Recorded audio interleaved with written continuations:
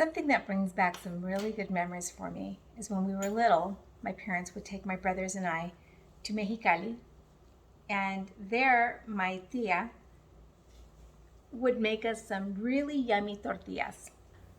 As I was growing, I would always remember those tortillas fondly because we would stand there and wait for them to come off the skillet, and we would have that butter ready, slather that on there, roll it up, and munch it down. My tia was always so gracious in letting us eat as many as we wanted. Later in life, I tried making those for my then husband, and funny story is he tells me the day after I had made him the tortillas that he dreamt all his teeth were falling out, and essentially, don't make them again because they're not good. Not in those words, but his teeth falling out. That's what I got out of that. Needless to say, I never made him those tortillas again. But now, I started making them again and trying different recipes. I found one that we really, really like to make some burritos, or even just to have them in the fridge and pull them out when you need them. They warm up really nice and they become really pliable. So I'm going to stop talking about it and I'm going to start showing you what I'm talking about. So I've got my apron on. I'm ready to roll. Here we go. So I've got my water heating up right now in my kettle. I'm going to use about a liter, which is 4 cups, 8 cups of flour, and a cup and a quarter of Crisco vegetable shortening, whatever kind of vegetable shortening you want to use, in other words. All right, you hear my water boiling. I'm going to use 8 cups of flour, and I've just disinfected my workstation. That's the beauty of having this kind of countertop. I can do a lot of pastry stuff directly on it. So here's 4 cups. I'm going to do 4 more cups.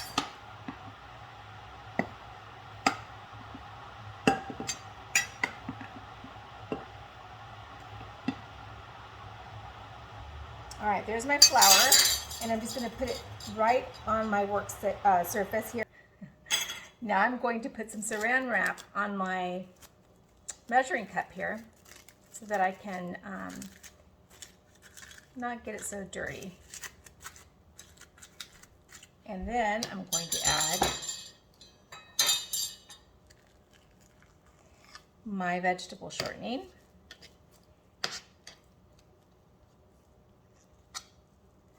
Saw a lady do this on YouTube, and I thought she was a genius, because who likes to clean fat out of these measuring cups?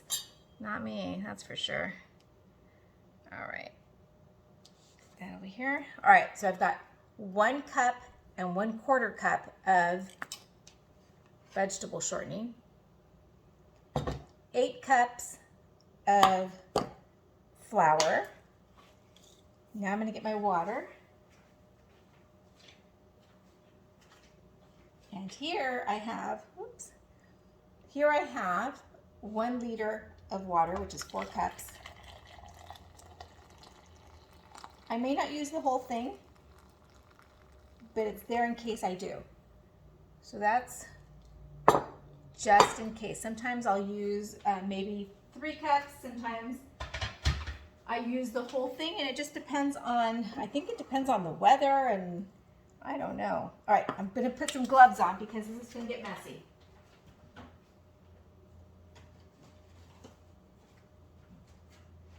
Alrighty then. Let me take a drink of water before I start this. All right, get my gloves on. I feel like a doctor right now. I'm going to do some major work here. Major yummy work. All right, I'll stop with the jokes.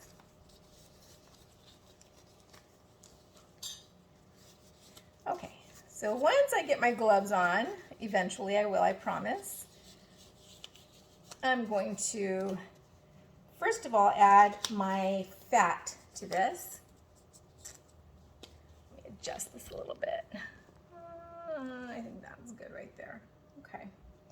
All right, so now I'm going to add my fat, and as you can see, that worked out beautifully. Yeah, it's a little dirty on the side, but no big deal, right? Add that directly in there.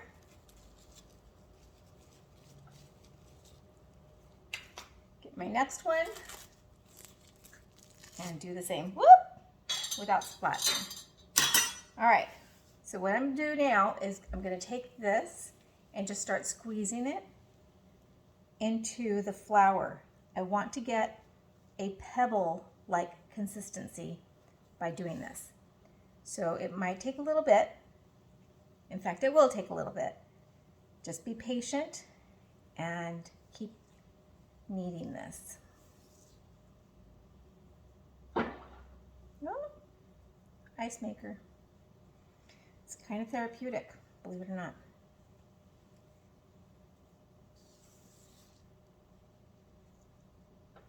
You know what I forgot to add is a little bit of salt. Just like maybe a pinch of salt. So I'll do that after I get the consistency I'm looking for.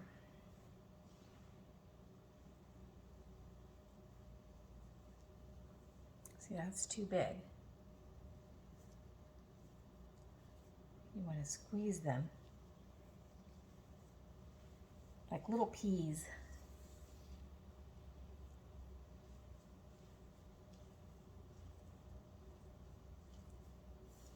What I generally do with this is I'll make a big pot of beans, and then I will go ahead and cook up all my tortillas and start loading these up with beans, and then just roll them up and put them in the freezer. It's so much better for you because you know what the ingredients are than buying the ones that you get at the store. You know, they've got a lot of preservatives and stuff in them.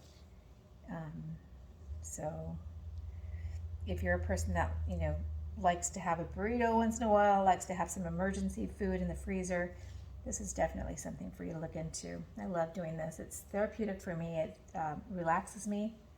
And then what I'll do, because obviously I can't eat all these, I'll put some in my daughter's freezer. My son, when he was here, I would give some to him as well, but he left. They moved away, so I still make them though, because it's fun. I'm starting to feel what I'm looking for. As I do this, I'm feeling little pea-size balls in here, and that's exactly what I'm looking for. As I see some of these bigger pieces, I'm just squeezing them between my fingers, and I'm just going to keep doing that. I think this is almost ready, actually. All right. If you didn't have a counter station like this, you could easily do this on a large cookie sheet. You could do this on a wooden cutting board. If you were going to do it on a wooden cutting board, I might suggest that you put some saran wrap around it so that you don't have a huge cleanup afterward, getting into the grooves of the wood and such. That's what I think I would do. But luckily, I have a nice surface here to work with. All right, so now that this is where I want it to be, I'm going to kind of make a little hole in the middle here. And I'm going to, oh, you know what? I want to do that salt right now before I forget.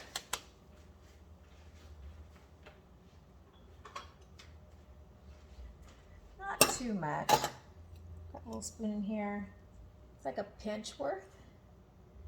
A heaping pinch. Let's do two of those. Two heaping pinches. Don't want to overdo it. You know, with tortillas, you're going to add food to it. You're not going to just eat, well, maybe you will. I don't know. I don't want to assume. but you know, I'll eat it with beans, and my beans are going to be salted and flavored and such, so I'm not too concerned about salting this overly.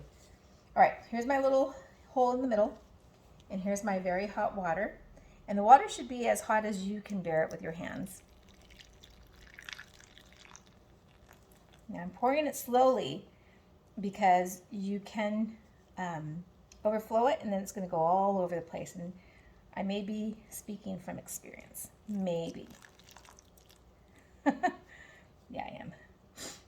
Okay, so I'm just pouring it slowly, and I'm going to start mixing it and then incorporate more water as I need it. I definitely will need more. It's when I get to the last cup of water where it's questionable as to whether or not you're going to need it. But see how it's already coming together? So we'll just keep adding water to this.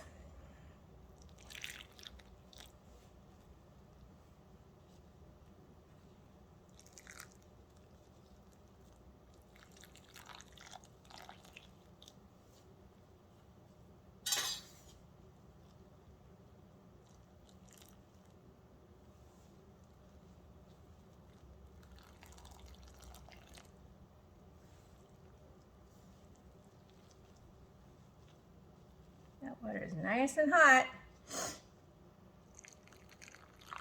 Don't overdo it because you can burn yourself. This is to the point where I can handle it, but definitely if it were a little hotter, I probably wouldn't be able to handle it. So, oh yeah, look at that. And I'm just going to kind of knead it into itself as it starts to come together.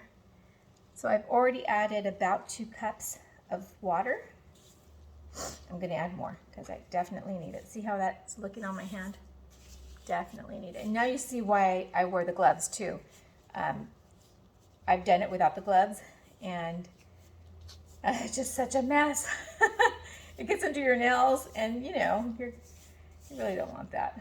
Not when you're going to be feeding this to other people too. So might as well use the gloves.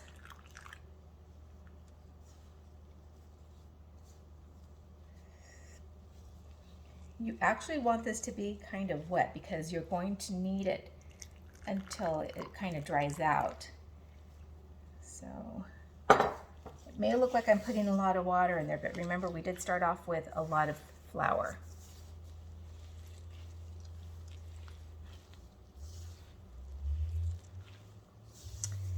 It's starting to take shape. I can feel that. Still need more water. I can feel that.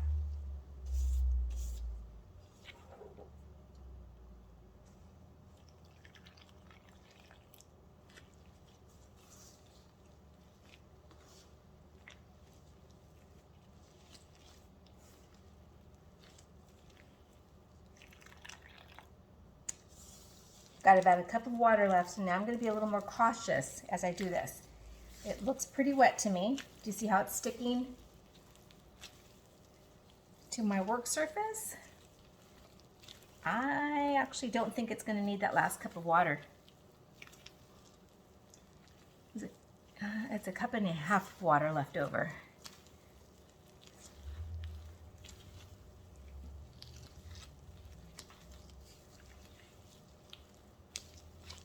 Trying to be more intentional about the water instead of just pouring it all in there.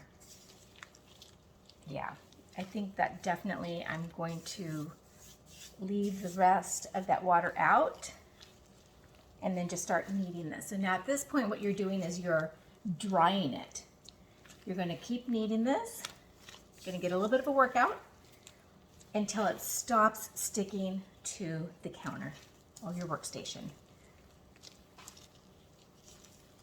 This is the part where you get a little bit of a workout, get some frustrations out. Did you work today? Was it a rough day? The family driving you crazy? What's going on in your life that you need to get some aggressions out? This is the time to do it. It feels wonderful because the dough is super warm and it's starting to feel really silky. I can even feel it through my gloves, the texture of it's just so nice. It's very satisfying. And do you see how it's drying up already? It's got a lot of give to it, but it is really pliable. It's lovely, actually. So I'm going to do this for about, I don't know, 10-15 minutes. I'm looking for a specific consistency that I'm starting to see already. So I'm just going to keep going until it's done. Okay, so now that this is ready, I'm going to get some saran wrap and put it in my bowl here. I'm going to get some vegetable shortening, and I'm going to coat this. I'm doing this so that it doesn't dry out.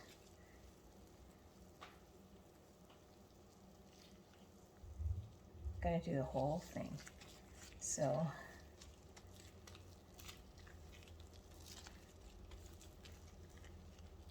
coat the whole thing.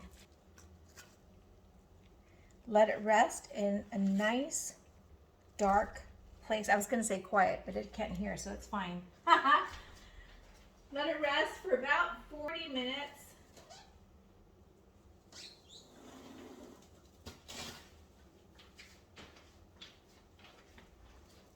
Just going to cover it with some more saran wrap.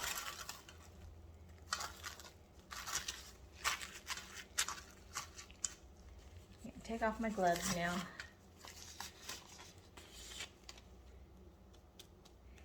And let it go to sleep for a little bit. Cover it with a dish towel and set it aside. What I'll do at this point is I'm going to start to make some balls out of this. Let me show you what I mean. So I'm going to continue to use the saran wrap. And then I'm going to take my dough here and I'm going to start to squeeze it.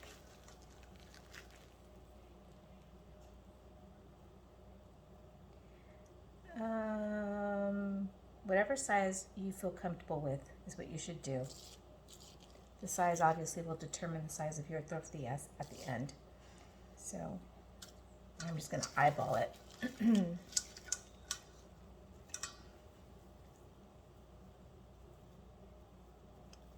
So I'm just going to squeeze them out quickly, and then I'll go ahead and make sure that they're pretty uniform. The goal is to get this done quickly so that my dough doesn't dry out.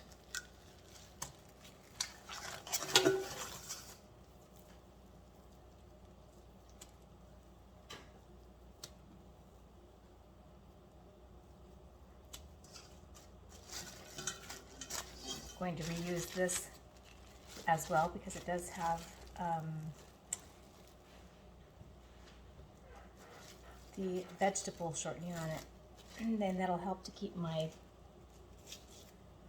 dough hydrated as well. So now I'm going to roll them like this and put them on my saran wrap.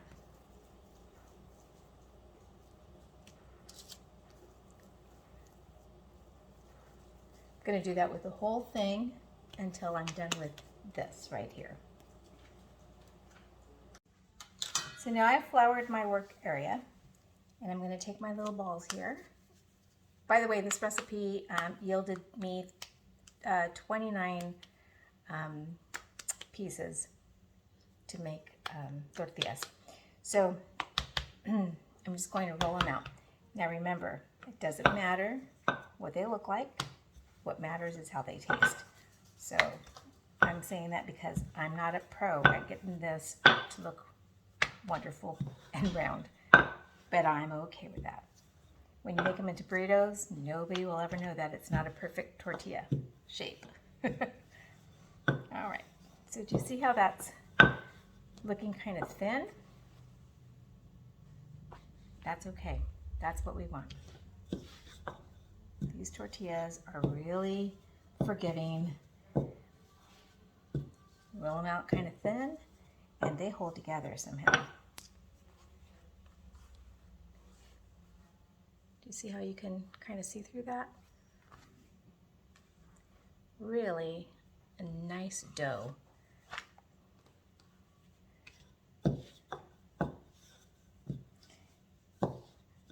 All right, follow me to the stove. Got a pretty hot skillet here. Here we go.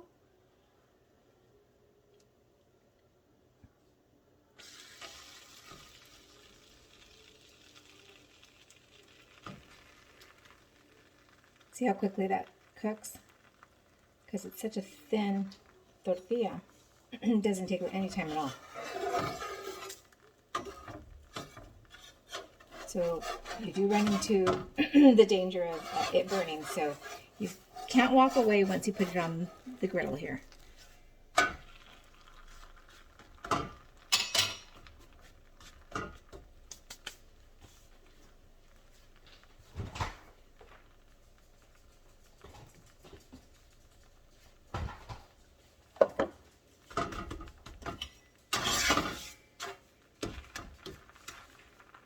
Very crooked, but who cares? It's the flavor that we care about.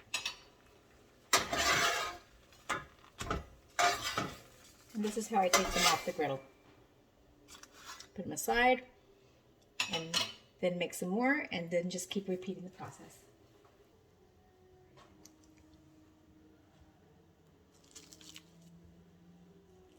Keep these covered as you're working so that they don't dry out on you. Grab another one and just keep repeating the process.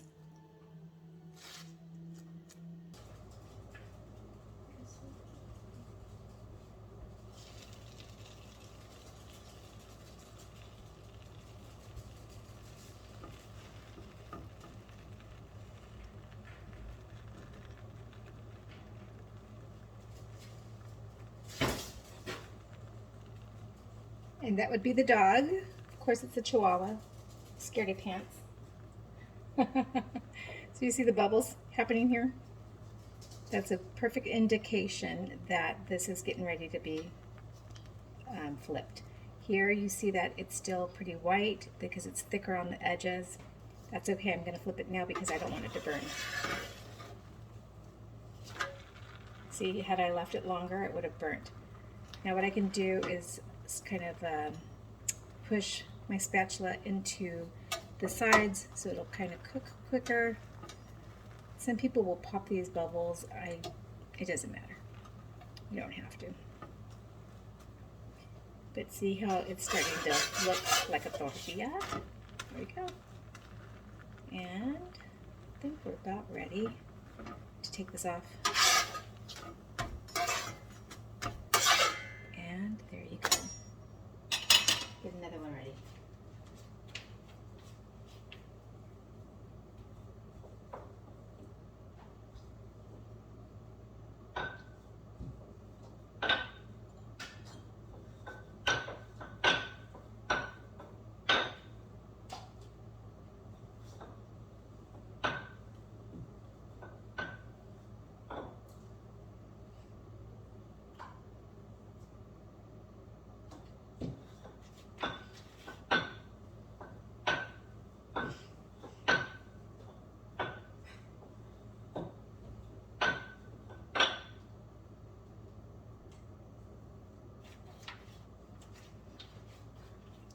If I ever made these into a perfect circle, I would probably faint. So I've just accepted the fact that I cannot make a perfect circle. I'm okay with it. Not a problem. So again, I'm watching right away. I see that the middle part starts to cook a lot quicker than the outside. Okay.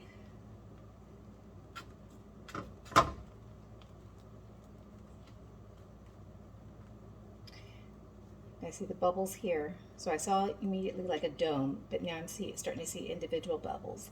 That's where you can run into the problem of it burning. So I'm going to flip it over now. See, and that's what I was talking about. I saw the individual bubbles, so I knew it was getting ready to start to burn. You could always flip it over before it gets to that point, but just make sure it doesn't go past that.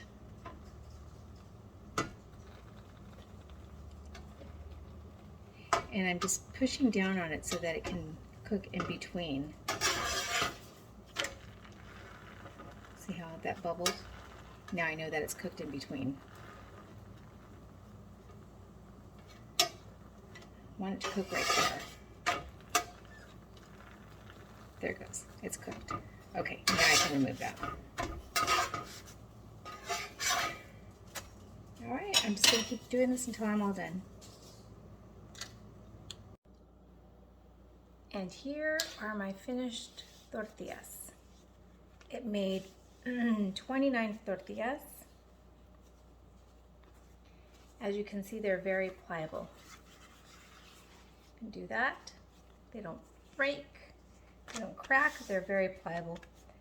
The way that I used to eat them when I was growing up, we would put some butter on them. Need more than that.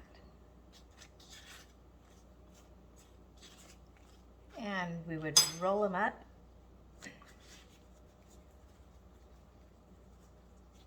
and take a bite. Delicious.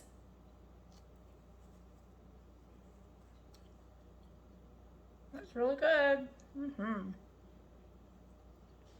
Okay, well, that's what I wanted to show you. These wonderful tortillas. You can store them.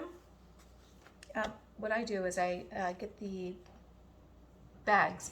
Hold on.